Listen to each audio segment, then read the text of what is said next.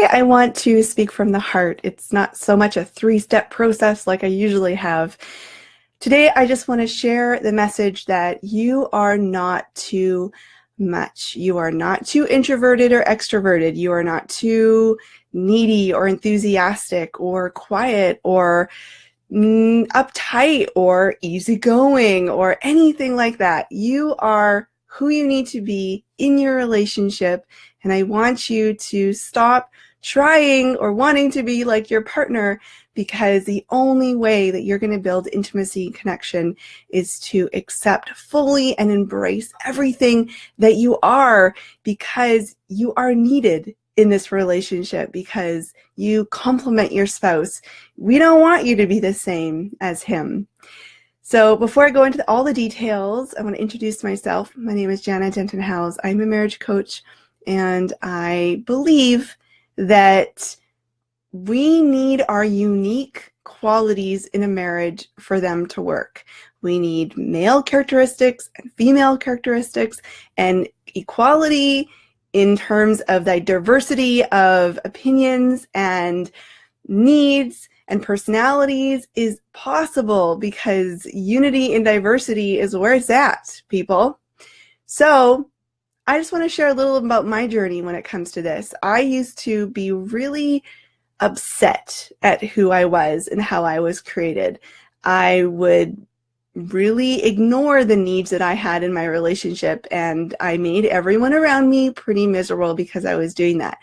I would look up to my husband and think, he's so easygoing. He can just throw together a, camping trip at the last minute with no packing list or check boxes. He can have people over when the house is a little messy or the kitchen is dirty and we don't know what we're going to cook for dinner. He is perfectly extroverted and introverted. He enjoys being around people. He doesn't need time off. He like, everything that I felt really upset about myself was in comparison to what he was. And I hear that all the time with people. And it wasn't until I fully embraced who I was and how I was created and the needs I have that I just became a much happier person to be around. And furthermore, my husband started to see how my qualities really tremendously benefit our relationship. So the first step is self-acceptance about who you are. If you need a schedule, if that's how you work really well, in that kind of space, get a schedule. If you need to know what you're going to have for dinner the next 5 days, go for that. If you need time to recuperate after being with people, that's what you need. That's who you are. If you're inquisitive and ask a lot of questions and want to have good conversation, that's who you are. You need to embrace who you are in order to have intimacy in your relationship. And sometimes that means that you need to look outside of your marriage for getting those needs met.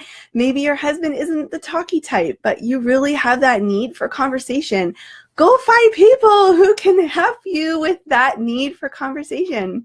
So I just really want to encourage you to see whoever you are, whatever unique, wonderful things that maybe annoy you about who you are, those things are essential in your relationship. They are your superpowers, and whatever you need to do in order to make sure that those superpowers are being used in your relationship, and not in your relationship. I mean, the whole world needs you just as you are. And our culture really does appreciate certain types of characteristics. They want the outgoing person. They want the easygoing person. They want the driven person, the person who can go from 0 to 100 really, really quickly. And I wasn't created like that. I was created much more much more quiet, much more what would the term word that the world would be using? The opposite of easygoing is much more, I think I even wrote it down because I'm like, I'm going to forget this. This is really important. Much more like uptight, but I have seen this benefit my relationship in so many ways. I bring budgeting to our relationship. I bring a sense of beauty. I like to beautify my environment. I bring schedules which benefit my children, being really clear with bedtimes and expectations. I bring a lot of stuff that I didn't initially value at all. And therefore, again, my husband had a hard time valuing it. So, and it's great that he can compliment me and his easygoing, throwing together a camping trip at the last minute kind of personality.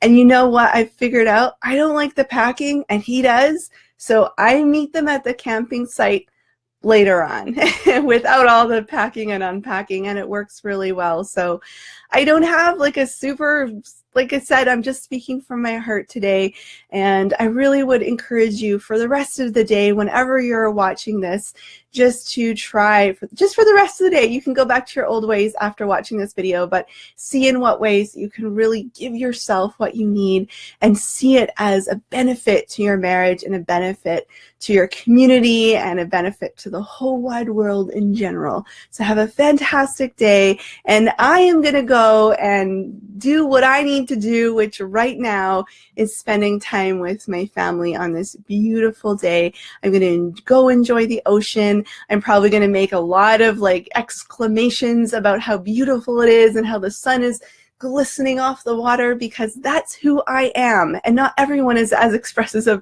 as me, and that's okay. So I love you lots, and I will see you next week.